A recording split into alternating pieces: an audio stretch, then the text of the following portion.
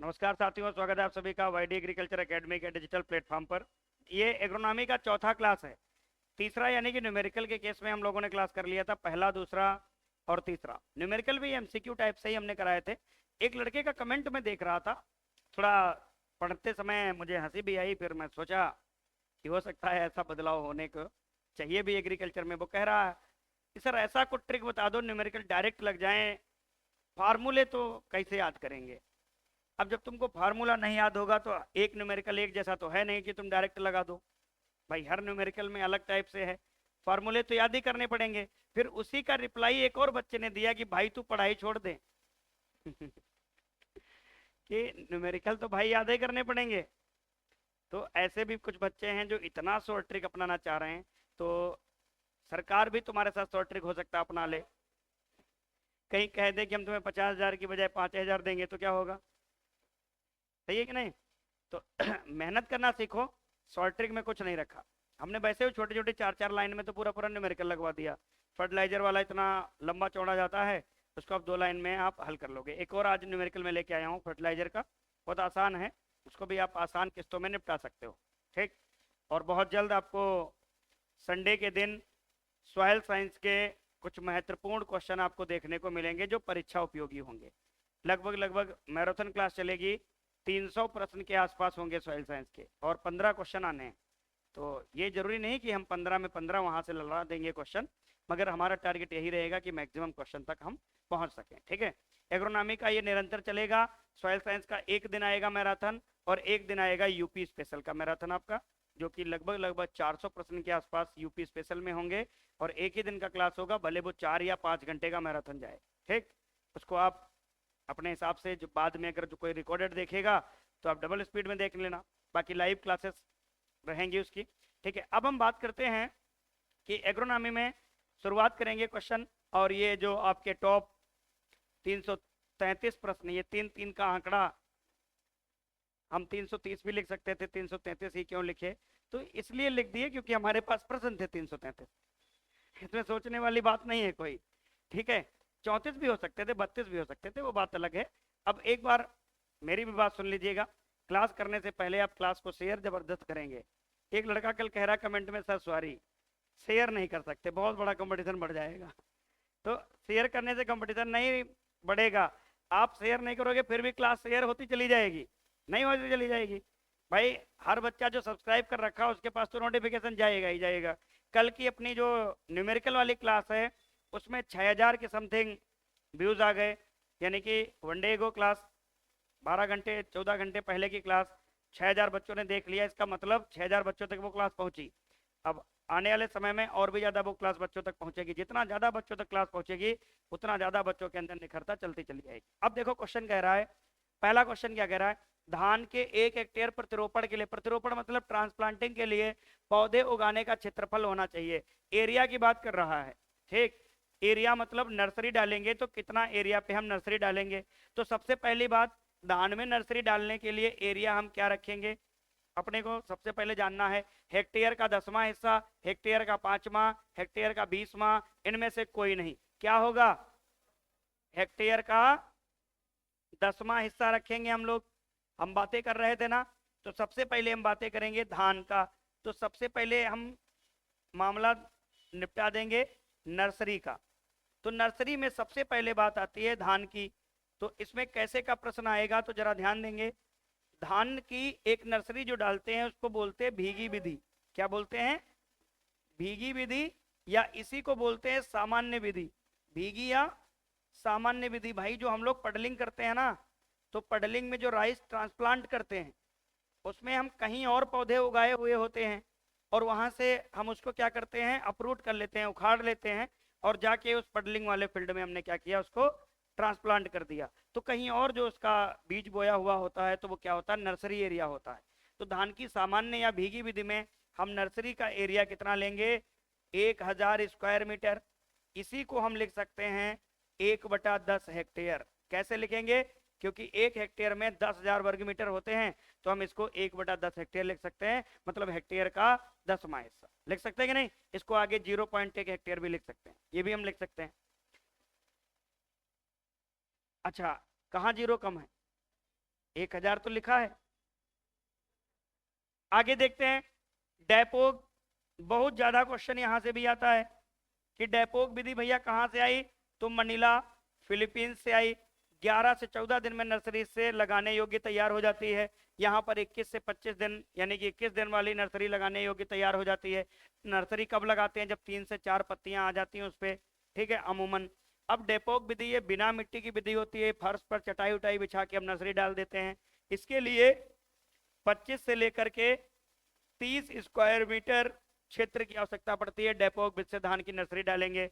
उसके बाद एक और विधि आती है श्री पद्धति, SRI विधि, जिसको डॉक्टर भास्कर ने भारत के अंदर लेकर आए और मेडागास्कर में हेनरी डी लॉलिनी के द्वारा इस विधि का शुभारंभ किया गया।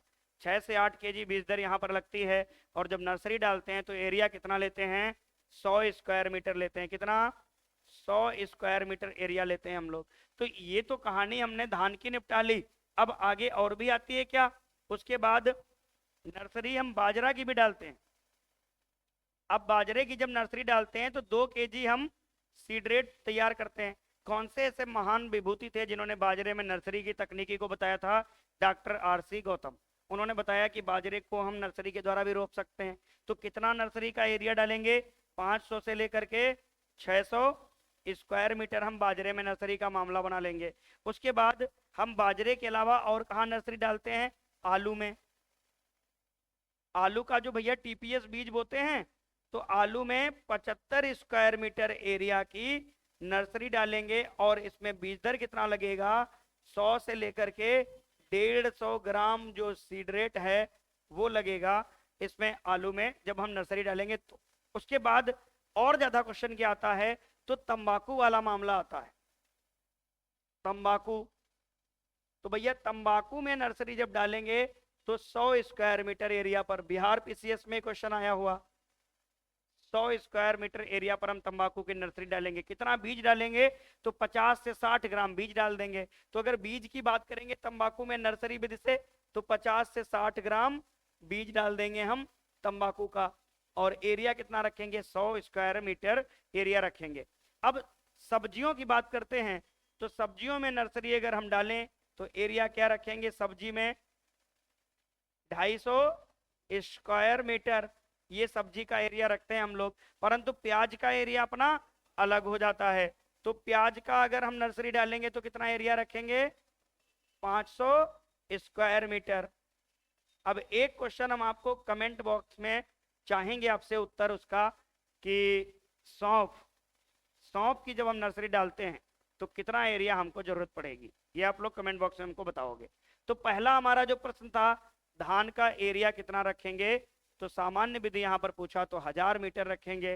डेपोक का पूछेगा तो ये रखेंगे, SRI का पूछेगा तो ये रखेंगे, तंबाकू का पूछ देगा ये रखेंगे। तो मतलब नर्सरी वाला जो मामला है एरिया का, वो अब इससे ज्यादा तुमको नहीं पढ़ना। एक क्वेश्चन, सारी टेंशन खत्म। अब जो भी पेपर में आएगा अपने बिठा देंगे उसको, कहाँ कोने पे ले जाके कहाँ बिठाना है, कहाँ पे सजाना है, ठीक। ये काम अपना पेपर वाले दिन का है, आज का अपना काम ये पढ़ना है। अगला है, कौन सी फसल या पौधा तीनों प्रकार की सुसुप्तावस्था दर्शाएगा, तो तीनों प्रकार की सुसुप्तावस्था यानी कि डोरमेंसी तीनों प्रकार की किसमें आएगी, जंगली जई में आएगी। ध्यान देना, एक होता है जई, एक होता है जंगली जई। तो एक होगा जई जिसको हम क्या बोलेंगे, ओट बोलेंगे, और एक होता है जंगली जई जिसको हम क्या बोलेंगे, वाइल्ड ओट, ठीक है। अब जंगली जई क्या है, एक खरपतवार है। क्या है, खरपतवार है। और कैसा खरपतवार है इसका, नकलची खरपतवार, नकलची खरपतवार।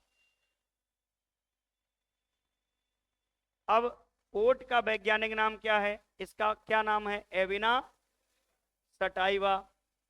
तो अगर बात आएगी तो इसका नाम क्या है, एविना सटाइवा।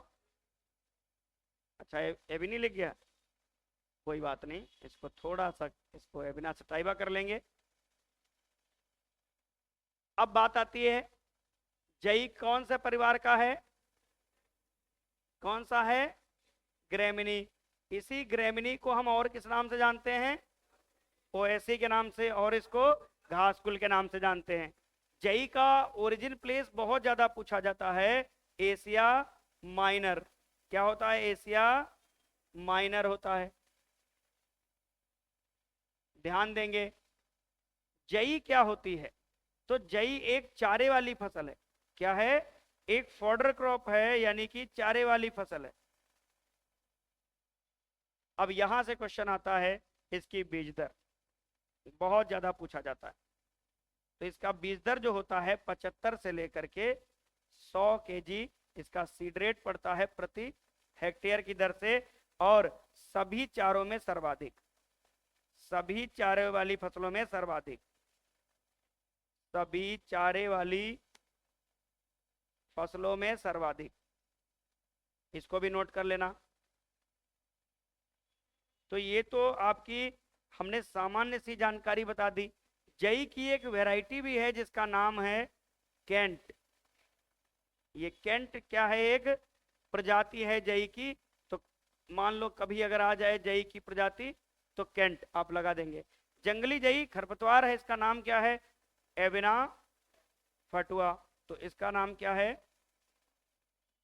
एविना फटुआ। अब क्वेश्चन यहीं से आएगा कि भैया ये कैसा है? एक खरपतवार है और इसमें कैसी सुसुप्तावस्था पाई जाती है? तीनों प्रकार की सुसुप्तावस्था। अब बात करेंगे सुसुप्तावस्था होती क्या है। तो डोरमेंसी की हम बात करते हैं। एक ऐसी अवस्था जो बीज उत्पादन होने के बाद जब हम बीज को बोवाई करेंगे तो उसके पास सारे फैक्टर काम करेंगे। तापमान भी अच्छा होगा, लाइट भी अच्छी होगी, मॉइस्चर भी अच्छा होगा, एरेशन भी अच्छा होगा, और सारे इन्वायरमेंटल जो फैक्टर होंगे वो फेवरेबल होंगे। उसके बावजूद भी क्या होगा? वो जर्मिनेट नहीं होगा। तो वो कंडीशन क्या कहलाएगी? उसकी सुसुप्तावस्था। जब तक वो जर्मिनेट नहीं होगा तब तक वो क्या कहलाएगा? कि वो डोरमेंट फेज में पड़ा हुआ है।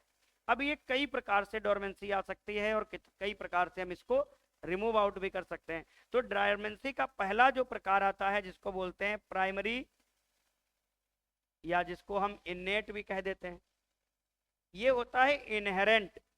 बीज जो है मदर प्लांट से चिपका है, उसी टाइम अगर उसके अंदर डोरमेंसी आ रही है किसी कारणवश, वो कौन सी होगी? प्राइमरी या इनेट। दूसरी होती है सेकेंडरी, और इसे इंड्यूस बोलते हैं। ये भैया कुछ इन्वायरमेंटल फैक्टर होते हैं उनकी वजह से आता है। कौन सा? सेकेंडरी। अब कुछ कारण हम बताते हैं कि प्राइमरी या इनेट ये भी दो प्रकार का होता है, एक एक्सोजीनस एक इंडोजीनस। एक्सोजीनस सीड कोड की वजह से कोई कठोर हो गया या कुछ भी ऐसा हो गया तो उसकी वजह से जो डोरमेंसी आएगी उसको एक्सोजीनस प्राइमरी डोरमेंसी कहेंगे। और इंडोजीनस क्या होगा? जब उसके भ्रूण में कोई ऐसी समस्या आएगी कि भ्रूण जीवित है नहीं है या कुछ ऐसी कंडीशन होगी, उस वजह से जो सुसुप्तावस्था आएगी उसको इंडोजीनस बोलेंगे। उसके अंदर हम और डिवाइड करते चले जाएंगे। सेकेंडरी हमने समझ गया। तीसरा आपका बलकृत या इनफोर्स, इनफोर्स डोरमेंसी। तो ये तीन प्रकार की जो डोरमेंसी होती है, तीनों प्रकार की कहाँ मिलेगी? आपको जंगली जई के अंदर देखने को मिलेगी। डोरमेंसी ब्रेक करना है तो हम क्या करेंगे? डोरमेंसी ब्रेकर का प्रयोग करेंगे। जैसे हम कभी निम्न तापमान दे देंगे जिसको क्या बोलेंगे? स्ट्रेटिफिकेशन बोलेंगे, चिलिंग टेम्परेचर।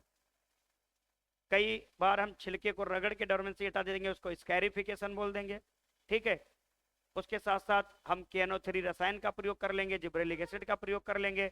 ये क्या होते हैं? सब डोरमेंसी ब्रेकर होते हैं। तो ऐसे डोरमेंसी ब्रेक कर सकते हैं हम किसी भी चीज की। ठीक है। आगे बात करेंगे अगले क्वेश्चन पे। अगला क्वेश्चन हमारा क्या कह रहा है कि अवांछनीय, परेशानी और मुश्किल से नियंत्रित किए जाने वाले खरपतवार को क्या कहते हैं? What is the undesirable, troublesome and difficult to control weed. तो कौन सा बीड होगा? नॉक्सियस बीड। नॉक्सियस बीड की श्रेणी में हम कई सारे ऐसे बीड पढ़ते हैं जो हमारे जिनका नियंत्रण करना थोड़ा मुश्किल पड़ जाता है, जैसे मोथा। ठीक है। तो ये मोथा होता है हमारा, ये नॉक्सियस बीड की श्रेणी में आता है। हाँ। उसके बाद मोथा का नाम क्या होता है? Cyperus rotundus, रोटंडस।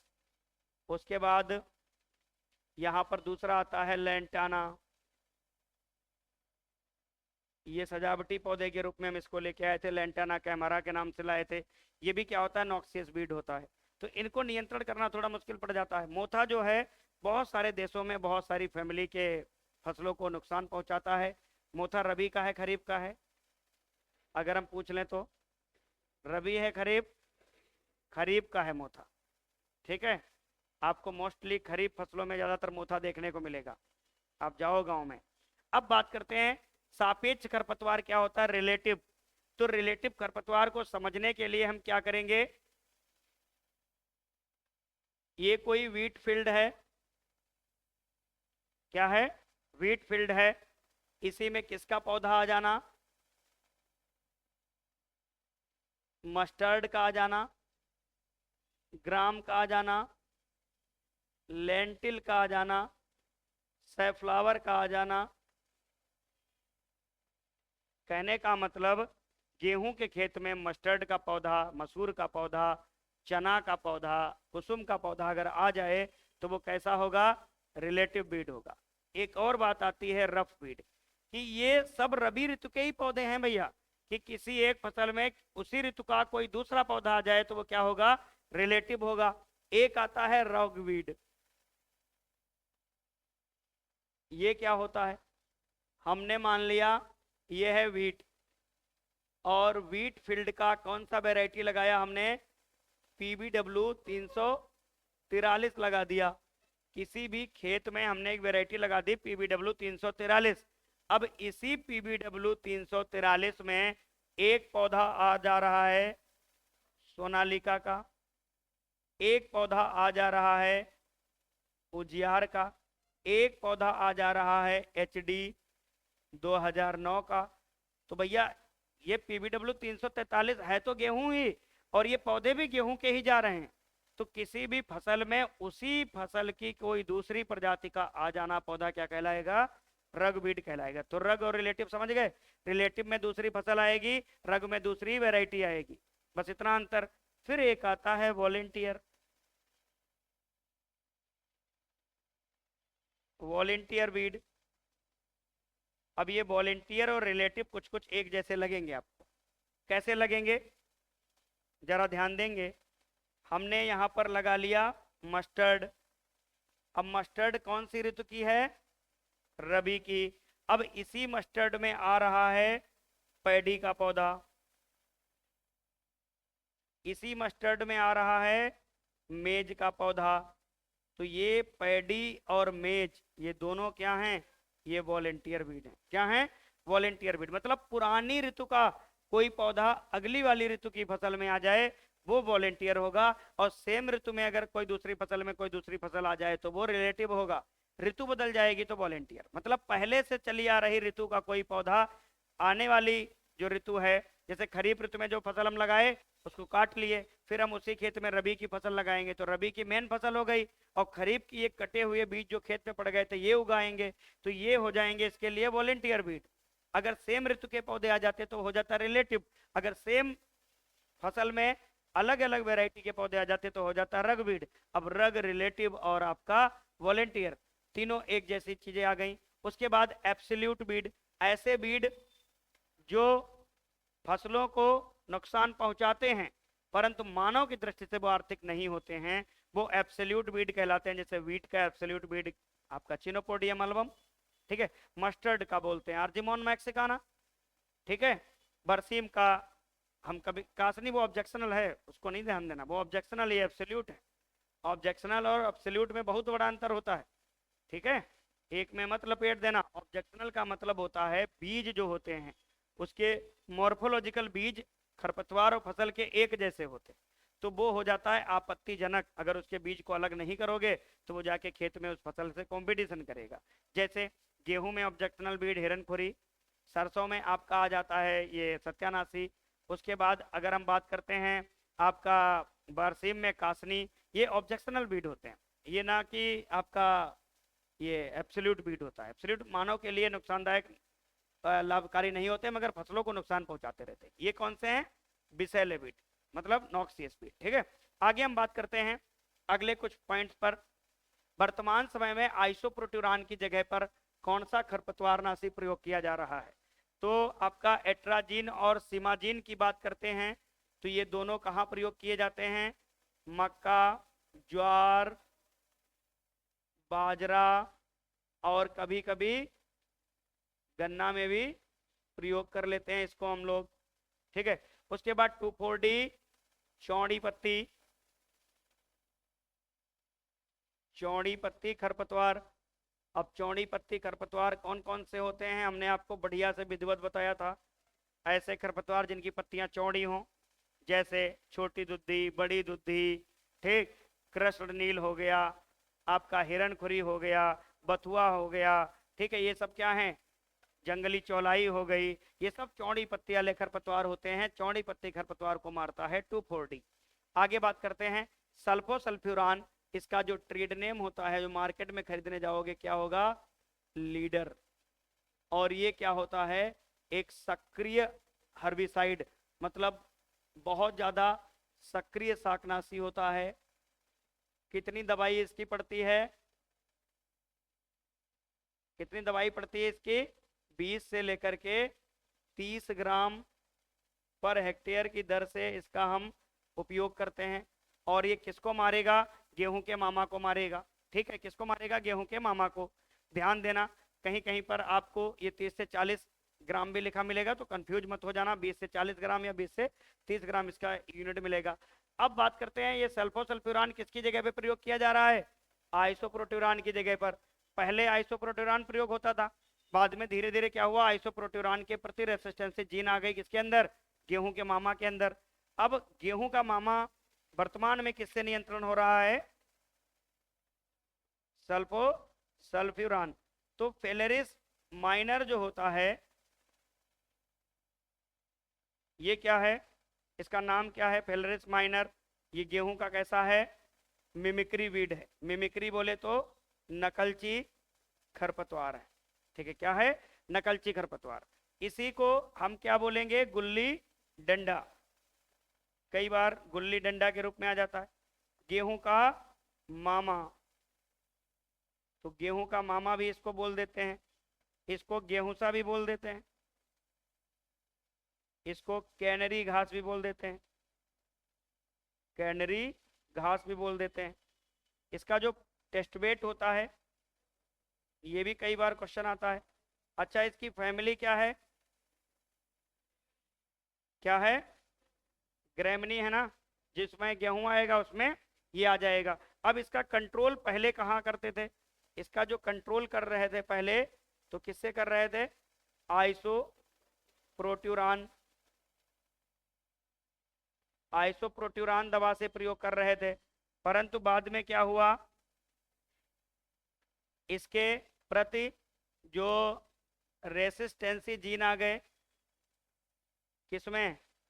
तो रेसिस्टेंसी जीन आ गए फेलेरिस माइनर में। फेलेरिस माइनर में रेसिस्टेंसी जीन आ गए। ये जानकारी किसने दी? तो रेसिस्टेंसी जीन किसमें आ रहे हैं? फेलेरिस माइनर में। और ये जानकारी हमको किसने दी? तो इस जानकारी को देने वाले व्यक्ति डॉक्टर R.K. मलिक।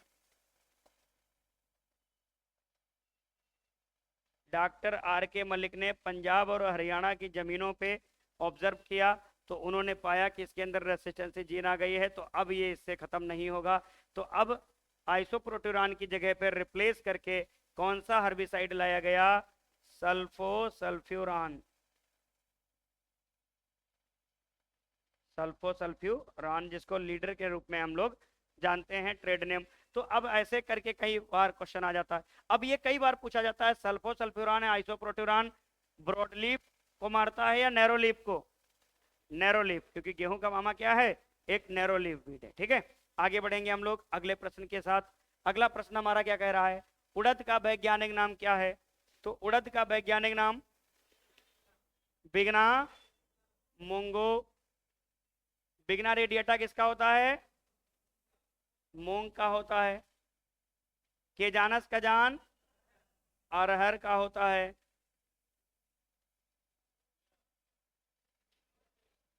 और ये किसका है? लोबिया का है। ठीक है, ये किसका है? लोबिया का है। अब हम आपसे एक दो वैज्ञानिक नाम पूछना चाहेंगे, आप लोग फटाफट से बताना, ठीक है। कुल्थी,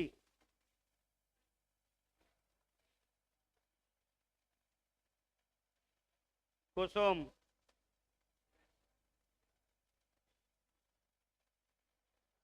लूसर्न, ये कुछ फसलें लिख रहे हैं जिनका नाम लिखना है। तो भैया उसके बाद अलसी, ठीक है, इनके वैज्ञानिक नाम आपको बताने हैं। तो भैया कुल्थी का क्या होता है? माइक्रोटाइलोमा यूनिफ्लोरम, ये पूछा गया क्वेश्चन है। माइक्रोटाइलोमा यूनिफ्लोरम, अरे हमने केवल फ्लोरम लिख दिया, यूनिफ्लोरम।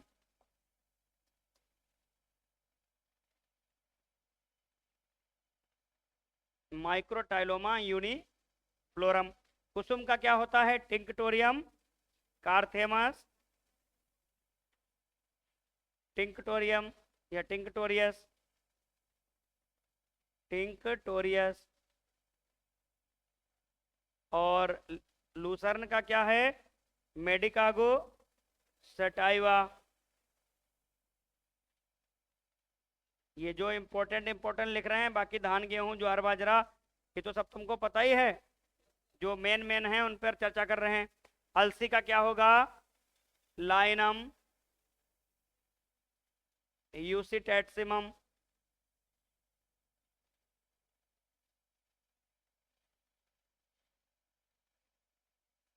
उसके बाद ग्वार का क्या होता है?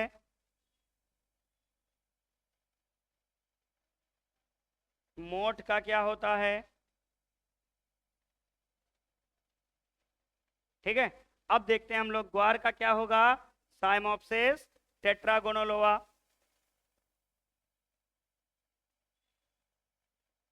साइमोप्सिस टेट्रागोनोलोआ, ये ग्वार का हो गया। इससे गम प्राप्त होता है 30 से 33% तक। और मोठ का क्या होगा? बिगना अक्वानिटी फोलिया।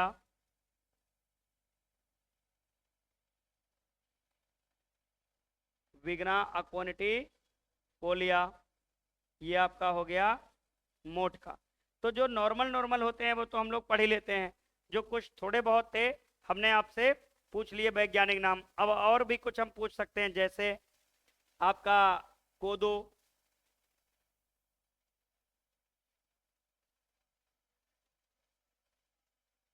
आपका रागी, ठीक है, इन दोनों का बताना है। तो कोदो का क्या होता है? पास पालम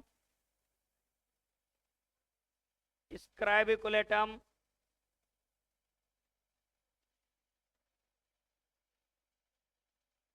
ये किसका होता है? कोदो का। सबसे मोटा दाना जितने भी मिलेट होते हैं, सबसे मोटा दाना किसका होता है? कोदो का। रागी का क्या होता है? एल्यूसिन कोरकाना।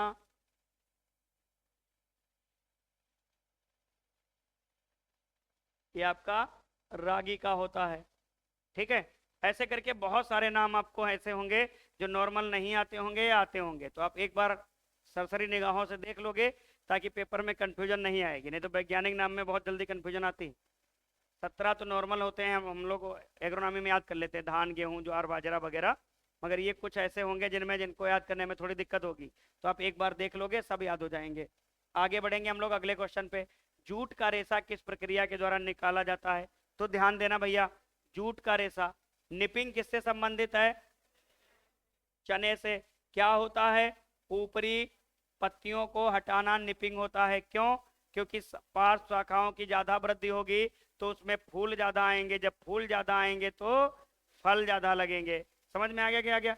क्यों हम निपिंग क्रिया में ऊपरी शाखा को हटाते हैं? ताकि हमारी पार्श्व शाखाओं पे फूल ज्यादा आते हैं, जब पार्श्व शाखाओं पे फूल ज्यादा आएंगे तो फल ज्यादा आएंगे। निपिंग क्रिया करने के लिए कई सारे हम लोग तरीके अपनाते हैं, जैसे हम लोग अपने ह्यूमन लेबर का प्रयोग कर लेते हैं, या फिर एक पशु का प्रयोग करते हैं, उस पशु का नाम होता है भेड़, या फिर हम रसायन का प्रयोग करते हैं जो होता है ट्राई आइडो बेंजोइक एसिड टीबा, उसका प्रयोग कर लेते हैं। कब करते हैं ये क्रिया? 20 दिन के बाद, जब 20 से 30 दिन का चना हो जाता है तब ये निपिंग क्रिया करते हैं। ठीक है, उस समय उसकी ऊंचाई 20 सेंटीमीटर के ऊपर हो जाती है। दूसरा टॉपिंग, तो टॉपिंग क्या होता है? तंबाकू में की जाती है। क्या होता है? ऊपरी पत्तियों को तोड़ना टॉपिंग कहलाता है। उसके साथ साथ रेटिंग, तो रेटिंग भैया जूट और सनई दो जगह की जाती है, एक जूट और एक सनई। तो जो जूट में की जाएगी वो 34 डिग्री सेल्सियस, सनई में की जाएगी तब 27 डिग्री सेल्सियस पे की जाएगी। और क्यूरिंग कहाँ की जाएगी? तो तंबाकू और चाय दोनों जगह क्यूरिंग की जाएगी, तंबाकू और चाय दोनों में। ठीक है, ध्यान देना। अब जूट में रेशा जो होता है, जूट की बात करते हैं, तो जूट में रेशा जो होता है वो कैसा होता है? स्टेम फाइबर होता है। कैसा होता है? स्टेम फाइबर होता है, मतलब तने से हम रेशे को अलग करते हैं। कैसा होता है? Secondary phloem. द्वितीय फ्लोएम जो होता है रेशा हमारा कहलाता है, क्या होता है? Secondary phloem. कई बार यहां से क्वेश्चन आ जाता है सेकेंडरी फ्लोएम।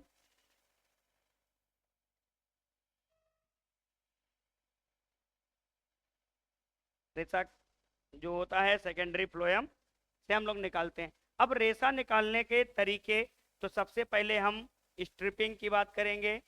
स्ट्रिपिंग में क्या होता है और रेटिंग में क्या होता है? सबसे पहले हम कौन सी प्रक्रिया अपनाएंगे? तो रेटिंग। रेटिंग में क्या होगा? बंडल को पानी में डाल देंगे, पानी ठहरा हुआ होगा, अच्छा होगा। रेटिंग में यहाँ पर बैक्टीरिया काम करेगा, क्लास्ट्रीडियम बैक्टीरिया, वो क्या करेगा? रेशे को सड़ा देगा, और सड़े हुए रेशे को अलग करने के लिए हम स्ट्रिपिंग का प्रयोग कर लेते हैं।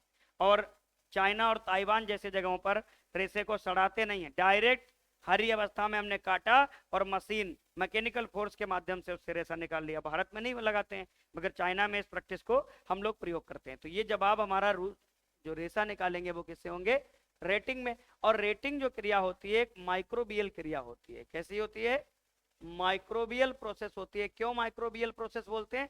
क्योंकि इसमें बैक्टीरिया जो होता है वो रेशा को सड़ाने में भाग लेता है। ठीक है, थ्योरी वाली क्लास आपने पढ़ी होगी, तो हमने बैक्टीरिया बता रखा, उसमें 2 बैक्टीरिया बता रखे, याद है आपको? भूल गए? 2 बैक्टीरिया हमने बता रखे रेटिंग क्रिया को संपन्न कराने वाले। ठीक है, अब शायद आप भूल गए होंगे, वो अलग बात है। आगे हम बात करते हैं फूल गोभी में विपटेल किसकी कमी के कारण आती है। तो विपटेल की बात करेंगे, मतलब उसकी जो पत्तियां कोढ़े के पूंछ जैसी। तो मैग्नीज की बात करते हैं। मैग्नीज की अगर कमी हो जाए तो क्या होगा? तो मैग्नीज की अगर कमी होगी तो आप ध्यान देंगे, फहला ब्लाइट या आपका फहला ब्लाइट, और मैग्नीज की कमी से क्या होता है? Mars spot. मार्स स्पॉट किसमें होता है? मटर में होता है। ठीक है, उसके बाद अगर मैग्नीज की अधिकता हो जाए, तो मैग्नीज की अधिकता हो जाएगी तो क्या होगा? Crinkle leaf. और किसमें होगा ये? कॉटन में होगा। मार्स स्पॉट किसमें होगा? मटर में होगा। फाला ब्लाइट शुगर केन में होगा। ठीक है, आयरन, आयरन की जब कमी होगी, अगर आयरन की कमी हो जाएगी तो व्हाइट ओवरी किसमें होता है? राइस में। अगर अधिकता हो जाएगी आयरन की तो ब्रॉन्जिंग, ये भी किसमें? धान में। इसके प्रति रेसिस्टेंट एक वैरायटी है जिसका नाम क्या है? फाल्गुना। ठीक है, एफिटॉक्सिसिटी वैरायटी कौन है? Phalguna. Toxicity resistant. Zinc, zinc की अगर कमी हो जाए तो सबसे पहले खैरा किसमें लगेगा? धान। सफेद कलिका किसमें लगता है? मक्का। किसमें लगता है? मक्का। ब्यूटेल किसकी वजह से होता है? मोलिब्डेनम के वजह से। किससे? मोलिब्डेनम की वजह से। अच्छा, कई बार कहा जाता है कि हम कहते हैं ना कि जिस पोषक तत्व की कमी होगी वो उसी से पूरी होगी, मगर मोलिब्डेनम एक ऐसा तत्व है जिसकी कमी दूसरे तत्व से हम पूरी कर सकते हैं, वेनेडियम से। ठीक, तो मोलिब्डेनम की जो कमी है वो हम किसी दूसरे तत्व से इसकी पूरी कर सकते हैं। मोलिब्डेनम को 16वां आवश्यक पोषक तत्व माना गया। कौन सा? 16वां पोषक तत्व माना गया आवश्यक।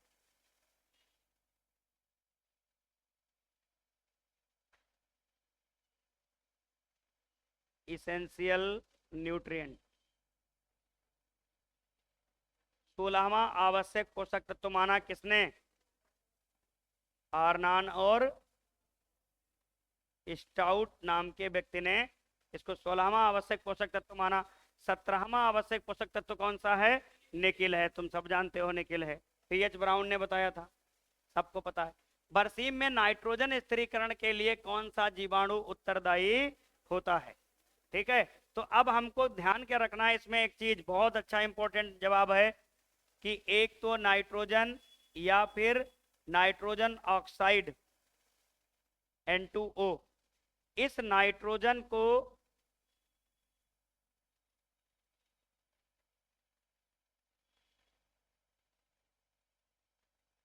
ज्यादातर इस फॉर्म में, ये नाइट्रोजन है वायुमंडल में, ये आ गई मिट्टी में। ठीक, इस क्रिया को क्या कहते हैं? Nitrogen fixation. क्या कहेंगे? नाइट्रोजन फिक्सेशन, जो किसके द्वारा होगा? वायु फर्टिलाइजर की हेल्प से। कोई ना कोई माइक्रो ऑर्गेनिज्म में हेल्प करेगा, चाहे बैक्टीरिया करे चाहे फंगस करे। तो जो हमारा नाइट्रोजन था वायुमंडल की, और हमारा इस रूप में नाइट्रोजन मिल गया, इस प्रोसेस को हम क्या कहते हैं? नाइट्रोजन फिक्सेशन कहते हैं। अब इसको पौधा दो रूपों में प्रयोग कर लेगा। एक जो अमोनिकल रूप में प्रयोग करेगा वो कौन सा है? आगधा मतलब आलू, गन्ना और धान। ठीक है, बाकी इसको नाइट्रेट रूप में भी कुछ फसलें लेंगी, मुख्यतः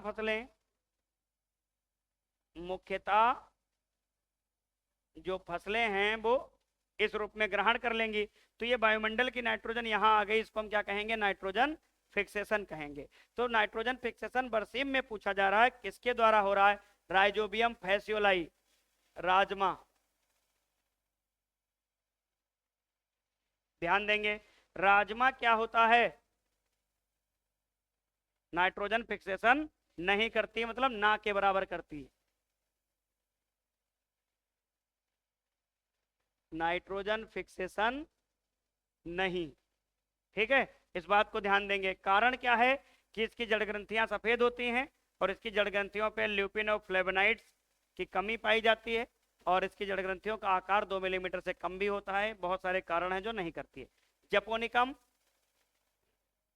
सोयाबीन, राइजोबियम ट्राइफोलाई। आप एक ट्रिक याद रखोगे रमेश, अब आपका ये मेलिलोटी में आएगा, रिजका, मेथी और सैंजी। ये तीनों किसमें आएंगे? राइजोबियम मेलिलोटी, मेलिलोटी। तो आपको ध्यान देना, राइजोबियम मेलिलोटी किसमें किसमें प्रयोग किया जाएगा? रिजका, मेथी और सैंजी। राइजोबियम ट्राइफोलाई किसमें प्रयोग किया जाएगा? बरसीम। और राइजोबियम ल्यूपिनी, ल्यूपेंस, पल्सेस क्रॉप है ल्यूपेंस। तो ये ल्यूपेंस में हम लोग क्या करेंगे? ल्यूपिनी प्रयोग करेंगे। तो हमने देखा कि ट्राइफुलाई कहाँ प्रयोग कर रहे हैं? बरसीम के अंदर। बाकी कुछ जो बैक्टीरिया हैं हम इस तरीके से देख रहे हैं। अब ये राइजोबियम जो होता है, राइजोबियम, ये कौन सा रिलेशनशिप रखता है? सिम्बायोटिक। अब कैसे सिम्बायोटिक होता है? तो ध्यान देना कि रूट नोड्यूल्स के साथ इसका संबंध कैसा होता है? सिम्बायोटिक होता है, सहजीवी की। तुम हमको रहने का स्थान दो, हम तुमको पोषण देंगे। अब ये सिम्बायोटिक बनता है तो जड़ ग्रंथियों के साथ बनेगा। जड़ ग्रंथियां कैसी होती हैं? गुलाबी रंग की। तो उसका गुलाबी रंग किसकी वजह से होता है? लेग हीमोग्लोबिन के कारण होता है। अच्छी जड़ ग्रंथि बनने के लिए तापमान कितना होना चाहिए? 21 से 24 डिग्री सेल्सियस। जड़ ग्रंथि के निर्माण में लेने वाले तत्व या नाइट्रोजन स्थिरीकरण में सहयोग करने वाले तत्व तो मोलिब्डेनम और कोबाल्ट। ठीक, सबसे पहले नाइट्रोजन स्थिरीकरण करने के बारे में विनोग्रेडस्की ने बताया, इसलिए उनको नाइट्रोजन स्थिरीकरण का जनक भी माना जाता है। राइजोबियम एक ग्राम नेगेटिव बैक्टीरिया होता है, सहजीवी बैक्टीरिया होता है। राइजोबियम का पुराना नाम बैसिलस रेडिसिकोला, जिसको बीजेरिंक ने आइसोलेट किया था राइजोबियम को। ठीक है, सबसे पहले तो ध्यान देना इस क्वेश्चन को। आगे हम बढ़ेंगे अगले कुछ क्वेश्चन में कि अधिकतम जल उपयोग दक्षता किस सिंचाई विधि से प्राप्त की जाती है? तो फ्लड इरिगेशन जो मेथड है, फ्लड इरिगेशन मेथड में सबसे कम वाटर यूज इफिशियंसी होती है। सबसे कम वाटर यूज इफिशियंसी महज 30 से 40% ही जल उपयोग दक्षता होती है इसकी, फ्लड इरिगेशन की।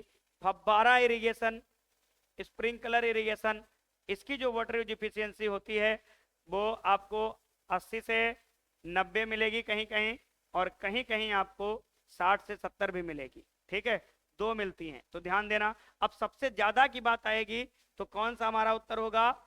Drip irrigation method. तो ड्रिप इरिगेशन मेथड, इसी को हम क्या बोलते हैं?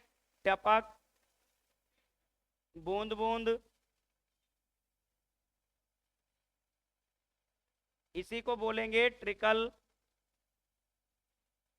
ठीक है, ट्रिकल, ये इतने सारे इसके नाम होते हैं। अब ये किसके तहत आता है? सूक्ष्म सिंचाई के तहत आता है। सूक्ष्म सिंचाई के तहत आता है। अब सूक्ष्म सिंचाई का टैगलाइन क्या होता है? पर ड्रॉप मोर क्रॉप। तो इसकी लाइन क्या होगी? पर ड्रॉप मोर क्रॉप। आप ध्यान देना, ये होता है माइक्रो इरिगेशन का। अब अधिकतर बच्चे एक लाइन याद रखते हैं, कौन सा? हर खेत को पानी, हर खेत को पानी, ये भी एक टैगलाइन है। अब ये टैगलाइन किसकी है? तो प्रधानमंत्री कृषि सिंचाई योजना जो 2015 में चली थी। अब प्रधानमंत्री कृषि सिंचाई योजना का ही एक घटक है, इसी का एक घटक है, कंपोनेंट है, कौन सा? Micro irrigation. और इसी माइक्रो इरिगेशन के तहत ही ये टैगलाइन का जिक्र करते हैं। और माइक्रो इरिगेशन में स्प्रिंकलर और ड्रिप दोनों प्रयोग करेंगे। तो ड्रिप में बात आएगी कि इसका विकास, कि ड्रिप इरिगेशन का विकास कहाँ हुआ? इजराइल में हुआ। किसके द्वारा किया गया? इंजीनियर सिमचाबलॉस। तो इंजीनियर सिमचाबलॉस के द्वारा इसका आविष्कार किया गया। अच्छा, इसका मेन भाग या मुख्य भाग क्या होता है ड्रिप इरिगेशन का? इसका मुख्य भाग क्या होगा? तो इसका मुख्य भाग क्या होगा? इमीटर या ड्रिपर। इमीटर या ड्रिपर इसका मुख्य भाग होता है। ये वाटर डिस्चार्ज कितना करेगा? तो वाटर डिस्चार्ज की अगर हम बात करेंगे तो 1 से 4 लीटर पर आवर, 1 से 4 लीटर पर आवर ये वाटर डिस्चार्ज है। इस पर प्रेशर कितना लगेगा? दबाव कितना लगेगा इस पर? दबाव 1 से 2.5। ठीक है, तो 1 से कितना? 2.5 kg पर स्क्वायर मीटर। ये इस पे क्या लगेगा? प्रेशर लगेगा। अब कई बार पूछा जाता है इसकी वाटर यूज इफिशियंसी, तो इसकी वाटर यूज इफिशियंसी कितनी होती है? 90 से 95%। ये आपको मोस्टली ऑप्शन में मिलेगा। अगर ये ऑप्शन में नहीं है तो फिर हम 80 से 90 वाले ऑप्शन पे भी जाएंगे। ठीक, अगर ये ऑप्शन नहीं है तो, क्योंकि बहुत सारी स्टैंडर्ड बुक में 80 से 90% होता है। अब कई बार क्वेश्चन यहां से वाटर यूज इफिशियंसी ना दे करके इसका कन्वेंशनल एफिशिएंसी पूछ लेता है। कन्वेंशनल एफिशिएंसी जब ये पूछ लेगा तो जाहिर सी बात है बहुत सारे बच्चे लुढ़क जाएंगे। इसका होता है 100%। ठीक, कन्वेंशनल एफिशिएंसी होता क्या है? यहां से मान लो हमें पानी लगाना है और यहां तक पानी लाना है, तो ये पाइप के माध्यम से पानी आएगा, बीच में 0% नुकसान होता है पानी का। ठीक, ये होता है कन्वेंशनल एफिशिएंसी। तो ड्रिप इरिगेशन का होता है 100%। ठीक, इस बात को ध्यान देना। अब कई बार ड्रिप इरिगेशन से क्वेश्चन ये आ जाता है कि ये किस जगह के लिए उपयोगी है। तो ड्रिप इरिगेशन जहां पानी नहीं है, मतलब वाटर स्कॉर्सिटी एरिया के लिए उपयोगी है, सब्जी वाले जगह पर उपयोगी है, फलों में उपयोगी है, दूर दूर लाइन में बोई जाने वाली फसलों के लिए उपयोगी है। किसके लिए उपयोगी नहीं है? तो धान के लिए उपयोगी नहीं है, गेहूं के लिए उपयोगी नहीं है, जो क्लोज ग्रोइंग वाले हैं उनके लिए उपयोगी नहीं है। अब गन्ने में एक ड्रिप का एडवांस सिस्टम आता है जिसका नाम है टाइफून ड्रिप। तो गन्ने में कौन सा आता है? Typhoon drip. ध्यान देना, टाइफून ड्रिप किसमें प्रयोग करते हैं? शुगर केन में। तो अगर कभी आ जाए कि टाइफून ड्रिप सिस्टम किसमें प्रयोग करेंगे? गन्ने में प्रयोग करेंगे। एक आता है बंबू ड्रिप सिस्टम, जो पूर्वोत्तर राज्य जाए लाइक मेघालय वगैरह में हम लोग प्रयोग करते हैं, बांस में छेद कर करके बनाते हैं। इसको शुरुआत में पैसा बहुत लगता है, कॉस्टली लगता है। वर्तमान में सर्वाधिक ड्रिप इरिगेशन की बात करें तो कई जगह आपको उल्टा महाराष्ट्र पुराना डेटा मिलेगा, वर्तमान में आंध्र प्रदेश जो है वो सबसे टॉप पे है, और बौछारी सिंचाई के मामले में राजस्थान सबसे टॉप पे है। इस बात को ध्यान देना, ड्रिप के मामले में आंध्र प्रदेश है, पूरे ओवरऑल माइक्रो इरिगेशन में भी आंध्र प्रदेश। ठीक, ये जरूर ध्यान देना। तो अब हम लोग आगे बात करेंगे अगले क्वेश्चन पे। तो ड्रिप से आने वाले क्वेश्चन आपके यही खल्लास हो जाएंगे। नुकसान क्या है? बार बार इसको पाइप लगाने हटाने में पाइप का मेंटेनेंस चार्ज बढ़ता है, पाइप फट भी जाता है। एक समस्या आती है कि अगर सैलाइन वाटर है या एल्गी वगैरह है पानी में आ गया तो क्लॉगिंग हो जाता है। किसमें? एमीटर में क्लॉगिंग आ जाएगा, ड्रिपर में क्लॉगिंग आ जाएगा, उसको साफ सफाई करने के लिए दिक्कत आएगी। साफ सफाई काहे से करेंगे? H2SO4 वगैरह से हम इसकी साफ सफाई कर लेंगे। अब कई केसेस में ये भी होता है कि जो ड्रिप इरिगेशन है, हमने क्लॉगिंग वगैरह सब कुछ देख लिया, सब कुछ सही कर लिया, गांव के किसानों में अवेयरनेस नहीं है, जागरूकता नहीं है, तो वो भी ड्रिप इरिगेशन को अप्लाई नहीं कर पाते हैं। ये कुछ चीजें ऐसी होती हैं जो ड्रिप इरिगेशन हमारे यहाँ उतना ज्यादा नहीं है। आगे बात करते हैं अगले पॉइंट्स पर। अगला क्वेश्चन क्या कह रहा है? हाइग्रोमीटर का उपयोग हम किसे मापने के लिए करते हैं? तो हाइग्रोमीटर का उपयोग किसे मापने के लिए करेंगे? रेन वाटर, वर्षा किससे मापेंगे? तो रेन गेज से मापेंगे। किससे मापेंगे? रेन गेज से मापेंगे। सापेक्षिक आर्द्रता, रिलेटिव ह्यूमिडिटी किससे व्यक्त करते हैं? परसेंटेज से व्यक्त करते हैं। ठीक है, कितना परसेंटेज से व्यक्त करते हैं इसको। अब बात करते हैं रिलेटिव ह्यूमिडिटी, RH। यदि RH 40 से 60% है तो फसल उत्पादन के लिए अच्छी मानी जाती है। यदि RH 80 से 90% है तो भंडारण क्षमता अच्छी होती है।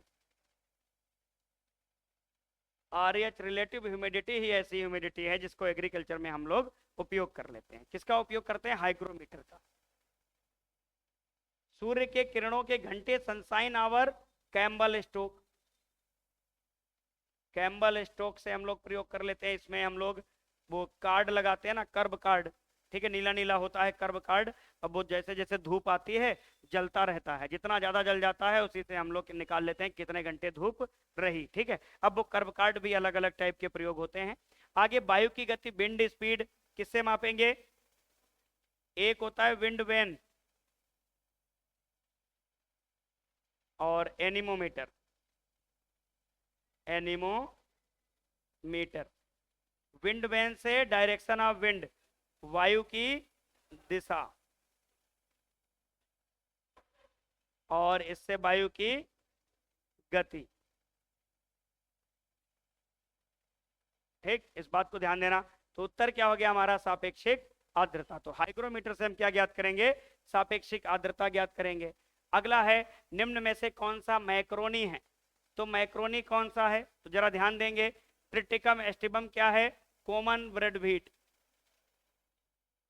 क्या है? Common bread wheat. उसके बाद ट्रिटिकम डाइकोकम क्या है? ईमर व्हीट। उसके बाद ट्रिटिकम बल्गेयर ब्रेड व्हीट।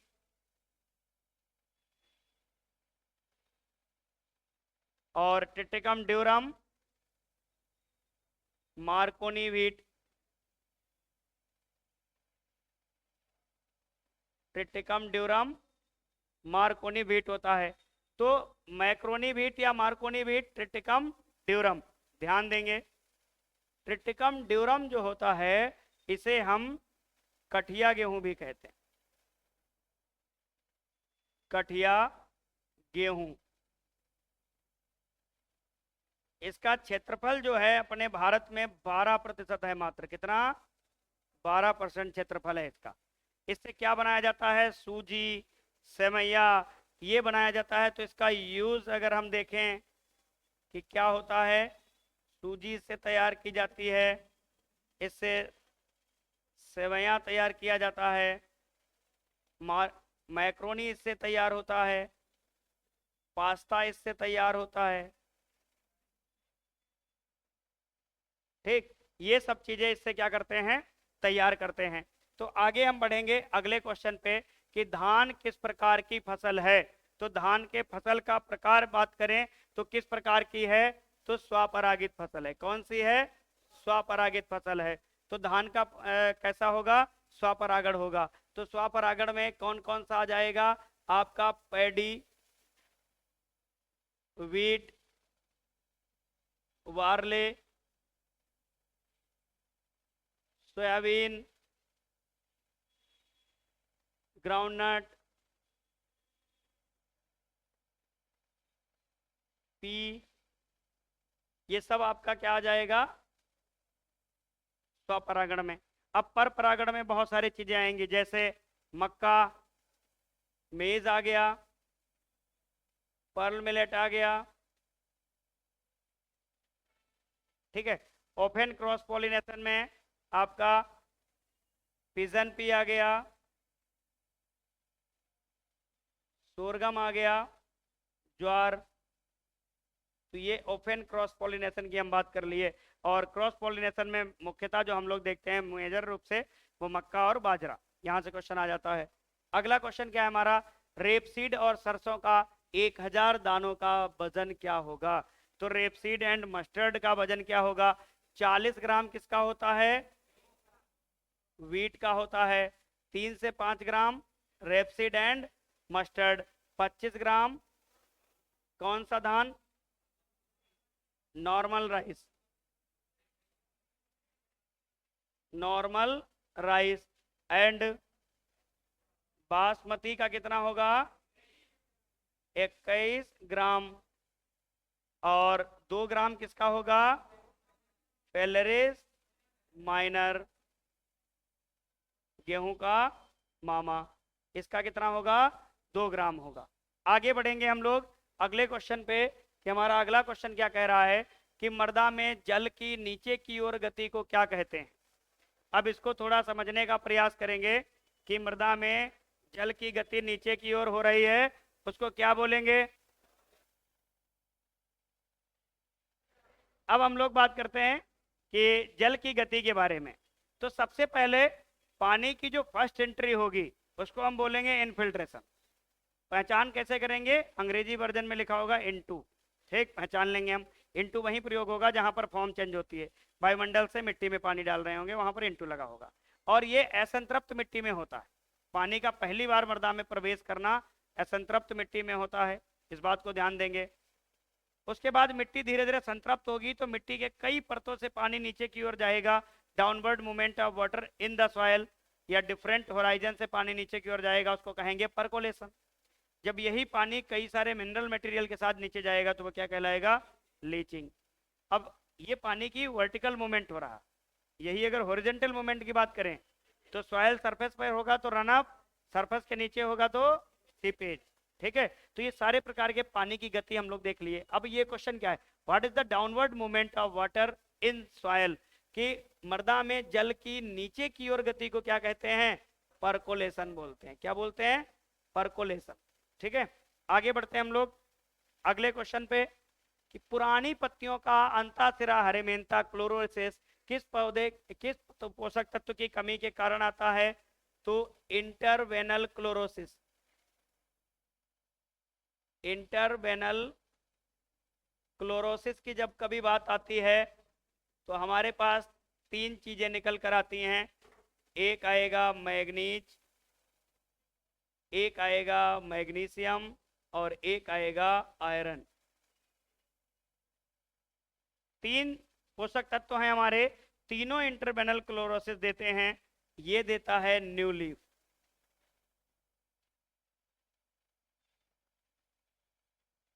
ठीक है, और ये देगा ओल्ड लीफ, और ये देगा न्यू लीफ। परंतु ये डिफरेंट कैसे है फिर मैग्नीज से, ये वाइट क्लोरोसिस देता है। ठीक है, आप देख लेंगे वाइट वाइट कलर में इसमें क्लोरोसिस आएगी, सफेद रंग का क्लोरोसिस दिखाई पड़ेगा फेरस की कमी से, बाकी इनमें पीले रंग का क्लोरोसिस दिखाई पड़ेगा। सर्वाधिक जो क्लोरोसिस होता है वो मैग्नीज से, फिर फेरस से, फिर मैग्नीशियम से। यहां पर पुरानी पत्ती पूछ लिया तो किसकी वजह से होगा, मैग्नीशियम की वजह से होगा। ठीक है, तो क्लोरोसिस क्या होता है, आपके सिराओं के बीच का, इंटरवेनल सिराओं के बीच का भाग क्या होगा, पूरा पीला पीला हो जाता है। अगला है एजोटोबैक्टर है सहजीवी नाइट्रोजन स्थिरीकरण बैक्टीरिया, ये तो हो गया राइजोबियम अपना, क्या हो गया, राइजोबियम हो गया। सहजीवी नाइट्रोजन स्थिरीकरण कवक, ये तो अपना कवक है नहीं।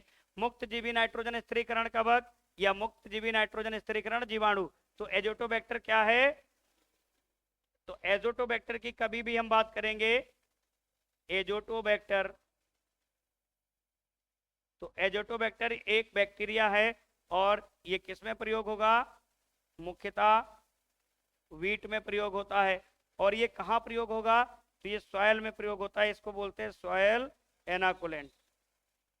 10 केजी सीड रेट के आसपास, 10 केजी इसका जो मात्रा होती है वो प्रति हेक्टेयर की दर से हम लोग प्रयोग कर लेते हैं और मिट्टी में इसको प्रयोग करते हैं। इसका मतलब ये मृदा सुधारक होता है। ठीक है, मिट्टी के अंदर ये बूस्टअप करेगा। आगे बात करेंगे सफेद लट किस फसल का मुख्य कीट है। सफेद लट की बात करते हैं तो व्हाइट ग्रब, व्हाइट ग्रब की बात आएगी तो यहां से क्वेश्चन अच्छा खासा आएगा। इसका साइंटिफिक नेम होलोट्राइका कंसनगुनिया, होलोट्राइका कंसनगुनिया। ये कौन से ऑर्डर में आएगा, ग्रब दिया हुआ है तो ग्रब किस में आता है, कोलियोप्टेरा, और कोलियोप्टेरा ऑर्डर ऐसा होता है जो सबसे बड़ा ऑर्डर माना जाता है। कई बार क्वेश्चन आता है कि ये व्हाइट ग्रब है, इसका एग जो है कहाँ मिलेगा, सॉयल के अंदर, तो ये अंडा कहाँ देगी, सॉयल के अंदर। इसका प्यूपेशन भी कहाँ होगा, सॉयल के अंदर, तो प्यूपेशन भी कहाँ होगा, सॉयल के अंदर होगा। कई बार आता है कि ये कंप्लीट मेटामॉर्फोसिस वाला होता है, कंप्लीट मेटामॉर्फोसिस। अब मेटामॉर्फोसिस क्या होता है कि इसमें रूपांतरण की चारों अवस्थाएं होती हैं, एग, लार्वा, प्यूपा और एडल्ट, ये चारों अवस्थाएं होंगी। अब जो इसमें लार्वा होता है ये सी टाइप होता है, कैसा होगा, सी टाइप लार्वा होगा। इस बात को आप ध्यान देंगे। कई बार यहां से क्वेश्चन आ जाता है कि इसमें जो कायांतरण की जो लार्वा की अवस्था होती है वो सी टाइप होती है। तो व्हाइट ग्रब किस में पाया जाता है, मूंगफली के अंदर पाया जाता है। तो व्हाइट ग्रब एक मूंगफली का सबसे इंपॉर्टेंट कीट है।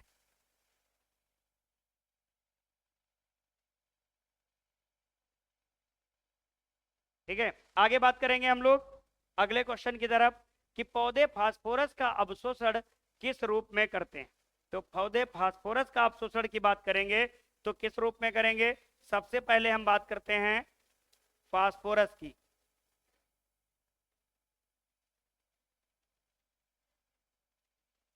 फास्फोरस क्या है, एक प्राइमरी न्यूट्रिएंट है। कैसा है, प्राइमरी न्यूट्रिएंट है और मैक्रो न्यूट्रिएंट है। कितने रूपों में पौधे इसको ग्रहण करते हैं, H2PO4 single minus, HPO4 double minus, PO4 triple minus. ठीक, पौधे फास्फोरस को इन 3 रूपों में ग्रहण करते हैं। तो ये तीनों रूप क्या होता है, ये होता है एसिडिक, अम्लीय माध्यम में पौधे इसको ग्रहण करते हैं। ये होता है न्यूट्रल पीएच और ये होता है बेसिक। जब क्षारीय माध्यम में पौधे ग्रहण करेंगे तो PO4 ट्रिपल नेगेटिव को ग्रहण करेंगे। सबसे ज्यादा फास्फोरस का कौन सा रूप ग्रहण किया जा रहा है, HPO4 या H2PO4। ठीक है, तो ऊपर वाला या नीचे वाला, ऊपर वाला कितने पीएच पर ये ग्रहण करा जाएगा, 6.5। तो आप इसको कभी नहीं भूलोगे कि जो फास्फोरस होता है हमेशा किस रूप में ग्रहण किया जाता है, एसिडिक पीएच के रूप में। कौन सा रूप, H2PO4 सिंगल माइनस, कितने पीएच पे, 6.5। अब हम फास्फोरस की बातें करते हैं कि फास्फोरस क्या करता है। पौधों के अंदर जड़ों का विकास करता है। दूसरी बात, ऊर्जा का निर्माण करता है, इसलिए इसे पौधों के जीवन की कुंजी कहते हैं। ठीक है, ATP का निर्माण यही होता है। फास्फोरस अप्रत्यक्ष रूप से सूखा प्रतिरोधकता भी पौधों के अंदर बनाता है। अगर फास्फोरस कम हो जाए तो पौधे की पत्तियां पहले तो गहरे हरे रंग में आएंगी, फिर धीरे धीरे बैंगनी रंग में बदलती चली जाएंगी। और ज्यादा कम हो जाए तो कैसा सिम्टम आएगा, सिकल सेप पत्तियां हो जाएंगी, हंसिए के आकार की पत्तियां होने लगेंगी। तो पौधे फास्फोरस को किस रूप में ग्रहण करेंगे, H2PO4 के रूप में। ठीक है, आगे बात करेंगे। अपने आज का अंतिम प्रश्न है कि 92 kg नाइट्रोजन की आपूर्ति के लिए यूरिया की कितनी मात्रा देनी चाहिए। तो 92 kg नाइट्रोजन है यूरिया की मात्रा। तो हमने आपको कल फार्मूला बताया था कि 100/46 और कितना देना है, 92 kg, 46 दूना 92। तो यूरिया कितना देना पड़ेगा, 200 kg देना पड़ेगा। ठीक है, तो ये इतना आसान, इससे ज्यादा कुछ आसान हो सकता है नहीं, परंतु अभी आसान होगा नहीं। अब यूरिया से क्वेश्चन आने वाला है, जैसे नैनो यूरिया। तो नैनो यूरिया से क्या क्वेश्चन रह सकते हैं, हम थोड़ा 1 मिनट में रिकॉल कर रहे हैं। नैनो टेक्नोलॉजी के द्वारा लिक्विड उर्वरक, दुनिया का सबसे पहला उर्वरक नैनो उर्वरक नैनो यूरिया, जो कहां बनाया गया, अपने भारत के अंदर बनाया गया। इफ्को के सेंटर पे इसका निर्माण हुआ। अपने पूरे भारत में इफ्को के 3 सेंटर काम करते हैं, जिसमें से 2 अपने प्रदेश में, एक फूलपुर प्रयागराज आंवला बरेली और तीसरा कलौल गुजरात। मगर सबसे ज्यादा वर्किंग कौन है, कलौल गुजरात वाला। तो नैनो यूरिया, नैनो DAP कहाँ दोनों बनाई गई, कलौल गुजरात में बनाएंगे। नैनो यूरिया को बनाने का श्रेय डॉक्टर रमेश रालिया को जाता है, इसलिए नैनो उर्वरक का जनक भी कहा जाता है। नैनो का मतलब होता है 1 × 10⁻⁹ मीटर। ठीक है, नैनो यूरिया बनाने का मेन कारण का था नाइट्रोजन की एफिशिएंसी को बढ़ाना। ठीक है, और ट्रांसपोर्टेशन वाला जो बैग वैग लेके जाते हैं इसको कम करना, गवर्नमेंट के ऊपर सब्सिडी का बोझ आ रहा है, इसको कम कर देना। तो नैनो पार्टिकल, जो नैनो उर्वरक बना उसके पार्टिकल का साइज 20 से 50 नैनोमीटर। एक बोतल बना दिए 500 ml जिसकी रेट 240 रुपया, और एक बोतल 1 एकड़ खेत के लिए उपयोगी, जिसमें कितना नाइट्रोजन मिला जा रहा है, 4%। ppm की बात करेंगे तो 40,000 ppm। अब ये नैनो प्लस है वो। ठीक, अब बात करते हैं कि उस नैनो उर्वरक का प्रयोग अगर हम कर रहे हैं पौधे के ऊपर, तो पत्तियों पे वो उर्वरक हम डाल रहे हैं पौधे के भागों पे, तो उसमें जो नाइट्रोजन मिल रहा है उसका 85% सीधा पौधे तक जा रहा है, क्योंकि इतना माइन्यूट पार्टिकल सीधा घुस जा रहा है पौधे की कोशिकाओं ऊतकों में। हम जो ट्रेडिशनल बैग वाली जो यूरिया 45 केजी बैग वाला लाते थे, ये प्रयोग करते थे, तो इससे 30 से 33% यूरिया पौधों को मिलती थी। बाकी सब लीचिंग हो जाती थी, कहीं इवेपोरेट हो जाती थी, कहीं खरपतवार खींच लेते थे। उसमें क्या सीधा पौधे तक 85% यूरिया जा रही। एक तो फायदा ये, दूसरा ले जाने लाने में आसानी। एक छोटी सी बोतल, एक बैग में 10-15 बोतल भर लो, चले आओ। और वो 2 बोरी यूरिया बैग लाने के लिए एक अच्छा खासा बाइक ड्राइवर होना चाहिए। हल्का फुल्का हुआ तो पता लगा बैग के साथ वो भी वहीं ढेर हो जाए, है नहीं। और थोड़ा जो आजकल उर्वरक क्राइसिस आ गया है, तो ये फर्टिलाइजर क्राइसिस चल रहा है, इसके पीछे के कारण हैं बहुत सारे कि राजस्थान के अंदर बहुत सारी अवैध फैक्ट्रियों में ताला लगाया गया। तो कुछ फैक्ट्रियों में जब ताला लगा दिया गया तो उर्वरक का शॉर्टेज हो गया। हमारे यूपी में पिछले 4-5 दिनों से बहुत ज़्यादा क्राइसिस चल रहा है। अब थोड़ा मामला कुछ लाइन पे आ गया है, अब मिलने लगा है उर्वरक। अच्छा, इसके पीछे कारण होते हैं कि उर्वरकों की अवैध कालाबाजारी हो जाती है कहीं ना कहीं, उस वजह से जिसको जरूरतमंद फार्मर होते हैं उनको नहीं मिल पाती है। तो ऐसे ही आपको हर दिन ये 20 क्वेश्चन ही मिलेंगे एग्रोनॉमी के, कि आप हर दिन इसको प्रिपेयर कर लीजिए। इसकी पीडीएफ अगर आपको लेनी है तो आप टेलीग्राम चैनल से जुड़ेंगे, वाईडी एग्रीकल्चर एकेडमी का टेलीग्राम चैनल है, इसी वीडियो के डिस्क्रिप्शन में आपको लिंक मिल जाएगी, आप वहां से जुड़ सकते हैं, ठीक है।